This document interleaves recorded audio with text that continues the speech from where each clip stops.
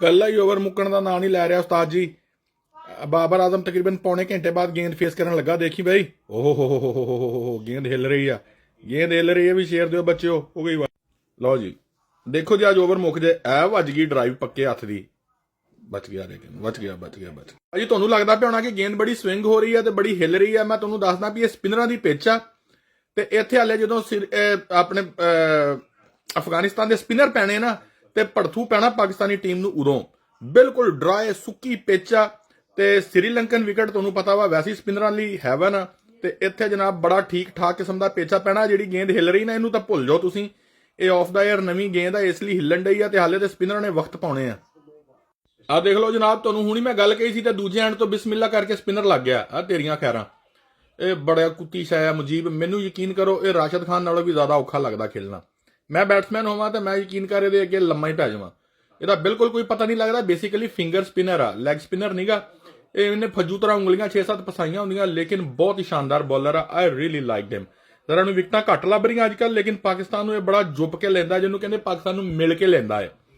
सो अफगानिस्तान के बॉलर का कोई जवाब नहीं। जिथे अफगानिस्तान के बॉलर चंगे आ, जिहड़ी जगह ते इन्हां दी टीम चंगी है। बैट्समैन बस ठीक आ, लेकिन बॉलिंग साइड मैं कहूँगा दुनिया के किसी भी टीम नूं, किसी भी बैट्समैन यूनिट नूं जिहड़ा ना टक्कर पूरी दी पूरी दे सकदी इन्हां दी बॉलिंग लाइन, खासकर इन्हां दे स्पिनर अनबिलीवेबल गुड आ यार। आ देखियो अज तुहाडे सामने इन्हां दे 3 स्पिनर कैसा भड़थू पाउंदे। हाँ मेरा बेटा इत्थे रहना जरा पिछले पैर ते, ठीक है ना। हाँ इत्थे ही खानी पोले जी पैड दे उत्ते। पर हले शुगल चंगा लगना अफगानिस्तान दे नाल मैच तो पिया होया वा ते जनाब अफगानी भरा मेरे सारे जिहड़े ना झंडे सिरां ते बन के इस टाइम कम कुम छड्ड के रोडां ते बैठे होने। तुसीं ये देखो कि उहदी गेंद च पेस किन्नी आ, ड्रिफ्ट किन्ना वा, उहदा ball off the air Mujeeb दा तेज किन्ना वा, स्लो नहीं हैगा। मतलब बैट्समैन दे कोल हार्डली टाइम हुंदा वा जज करके इहनूं खेलण दा, क्योंकि गेंद दोनों पासे मुड़दी। लुक एट दैट, हल्की जी फ्लाइट भी दी है तो गेंद ब्लिंक ऑफ एन आई जिहड़ा ना बैट्समैन के उत्ते चढ़ गई है। So is a tough spinner to play. भाजी विकेट की खरखरा ही आ, मैं तुहानूं अगे भी दसिया वा, ये हाले चंगा हो गया पाकिस्तान की बैटिंग पहले आ गई। पर हाले इत्थे जे स्पिनर पै गए ना तो बस किसी टीम का भी हुलिया विगाड़ देंगे। लैट्स सी की बनदा।